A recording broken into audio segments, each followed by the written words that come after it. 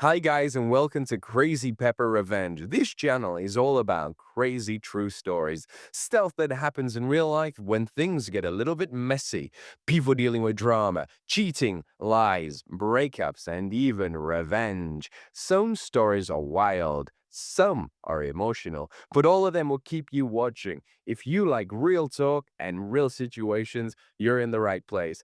Don't forget to hit that subscribe button and stick around. This is Crazy Pepper Revenge, where the stories get spicy. I'm 50, sitting in my car after the most humiliating night of my life.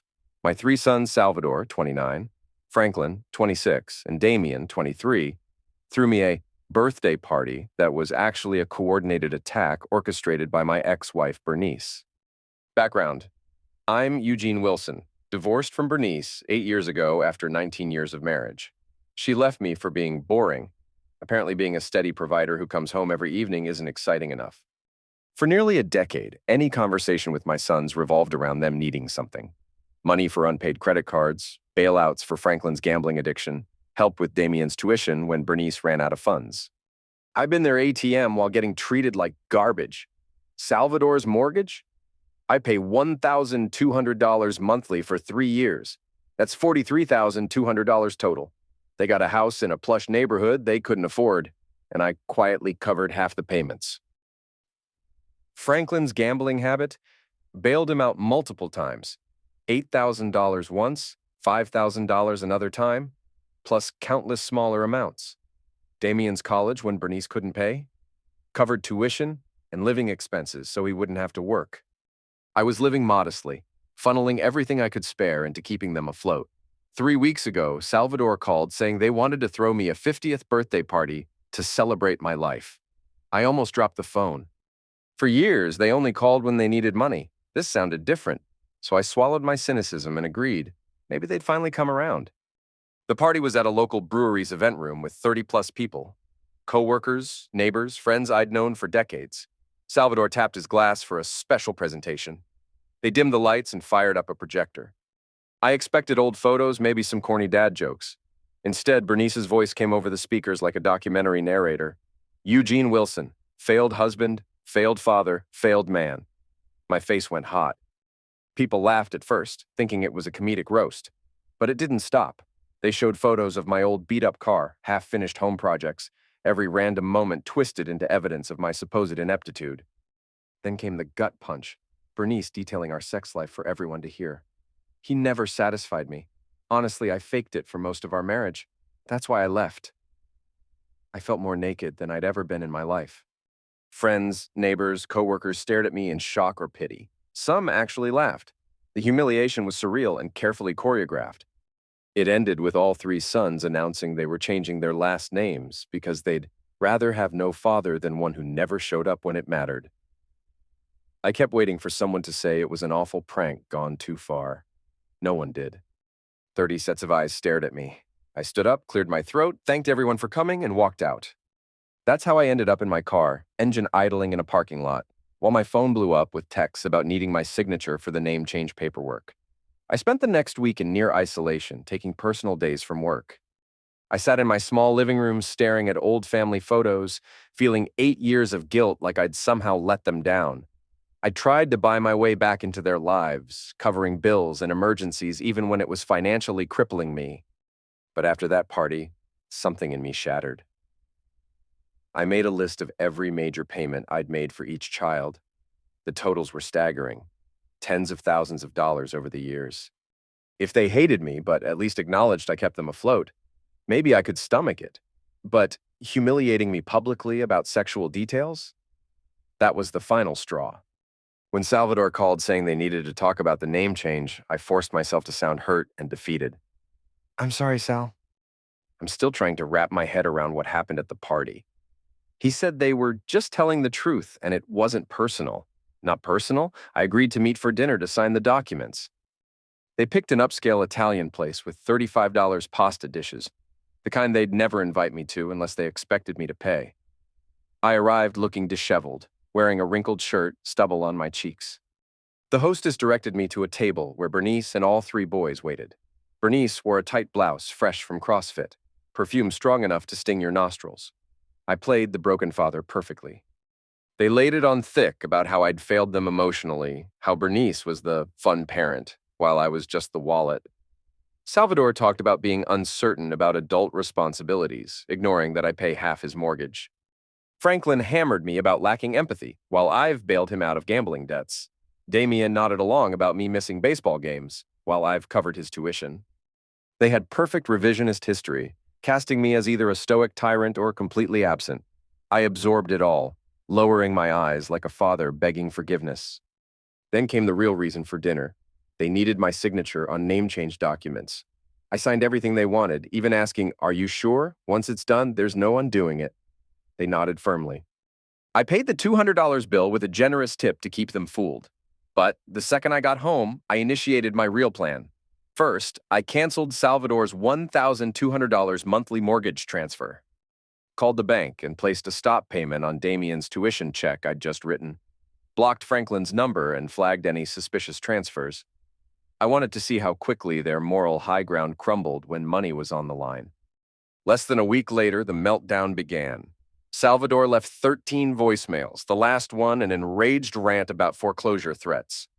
Damien texted screenshots of overdue university notices calling me a real piece of crap for doing this to my own son.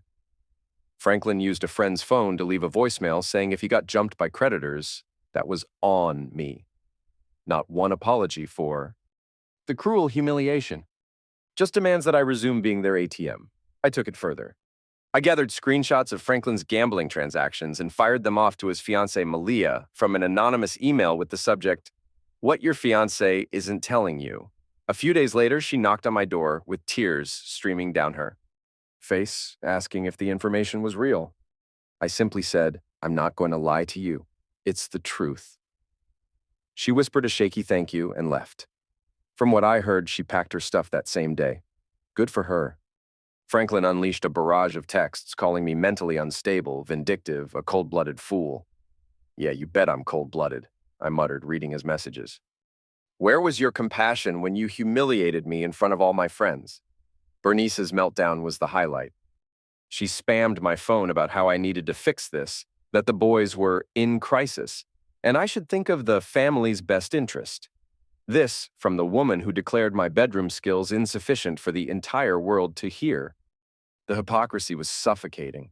I ignored it all, sleeping better than I had in years. No more jerking awake at 4 a.m. worried about covering their next crisis.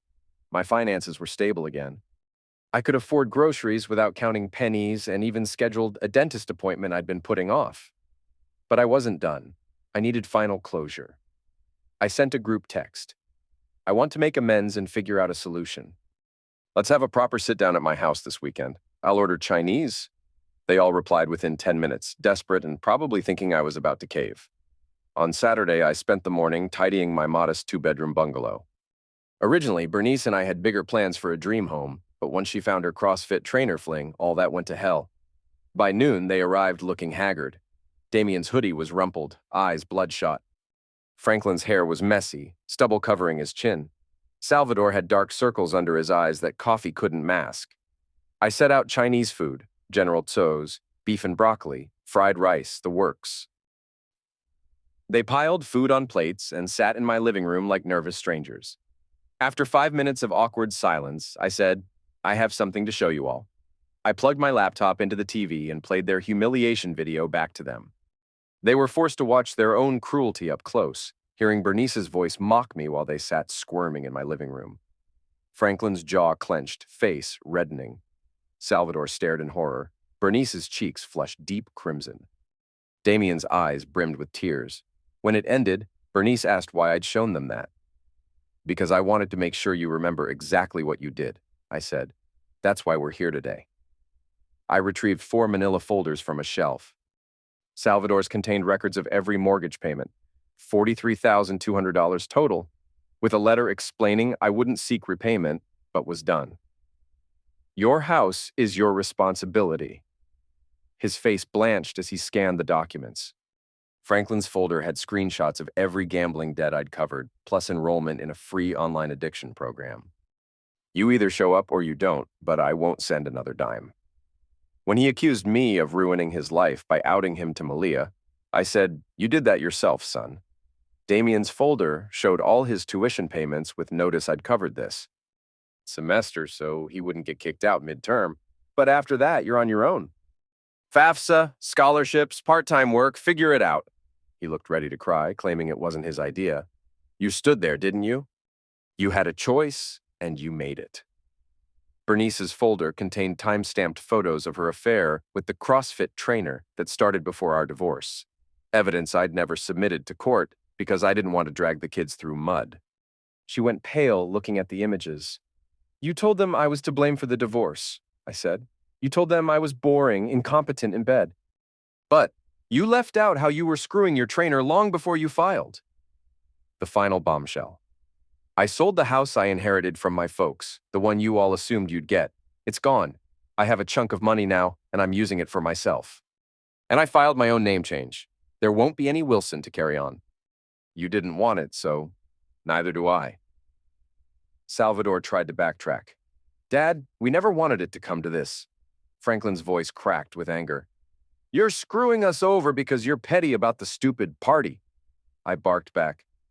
That party was malicious. You humiliated me, then demanded I sign documents to legally disown me. You wanted someone to blame for your problems, not an actual father. Damien let out a choked sob, apologizing and saying he thought it was a joke that went too far. I shook my head. It's not a damn joke. That was my life, my dignity, and you turned it into some twisted comedic roast. I grabbed my jacket and keys, heading for the door. Where are you going? Bernice demanded, suddenly panicked. Lunch date, I said. I've met someone who actually respects me. I told them to lock up when they left. As I stepped outside, I heard Franklin yell, "This is BS," and Bernice hissing about unifying their stories. I drove to a quiet park and met Audrey, a woman from my hiking group. She was divorced with grown kids who respected her. I didn't tell her the full story, just that I'd had a rough day with family. We walked and talked about trails and birds. First time in years I felt like I could breathe. The fallout was immediate and brutal. Salvador teetered on losing his house. His wife Erica called crying, begging me to reconsider. I told her it was between her and Salvador. Damien messaged constantly, torn between blame and guilt. Franklin's life completely imploded. Bernice spread rumors about my midlife crisis until I forwarded the birthday video to relatives. After that, blessed silence. I finally did something I'd always wanted. Went to Yellowstone. Bernice once said camping was beneath us. She was wrong. That canyon, that waterfall spray on my face reminded me there's a whole life outside their dysfunction. I started planning more trips. The Tetons, maybe Alaska. I had vacation days saved and no one left to spend them on but me. 2 months later, I came home to find Bernice's SUV in my driveway. She stood with folded arms, my sons behind her. They'd found me even though my mailbox now read E. Braun, my mother's maiden name. What do you want? I asked. Salvador spoke first. We need help. I'm losing the house. Franklin's a wreck. Damien might drop out. Please, Dad. I stared at them. You remember what you did at my birthday? Now you come crawling back because you need money? Damien stepped forward with tears in his eyes. I'm sorry. I followed them. I just wanted you to be proud of me. Part of me softened, but not enough. It's too late, Damien. Franklin sneered. You're acting like a petty witch. We came to apologize. I cut him off. Don't. You humiliated me, lied to Malia, lost thousands gambling. Now you want my money? Bernice snapped. They're your sons. No, I replied. They were your soldiers when you wanted to destroy me. Don't expect me to fix your mess now. They lingered, not believing I wouldn't budge. Finally, Salvador muttered, Let's go. Franklin spit on my sidewalk. Damien looked back, whispering, I'm sorry, Dad. I just walked inside and locked the door. I'm not their doormat anymore. They severed the bond long ago. I just made it official. Now I'm planning my Alaska trip, have money in savings, and for the first time in years, I can afford to live for myself. Update. For those asking about the DNA test in the title, that's my next move. Found some old photos that made me suspicious about paternity. Getting tests done next week. If what I suspect is true, this story gets even more interesting. TLDR. Sons and ex-wife publicly humiliated me at my 50th birthday party with a cruel video, then demanded I sign papers letting them change their names. I played defeated, signed everything, then cut off all financial support and revealed their mother's affair. When they came crawling back facing consequences, I refused to help. I'm done being their ATM.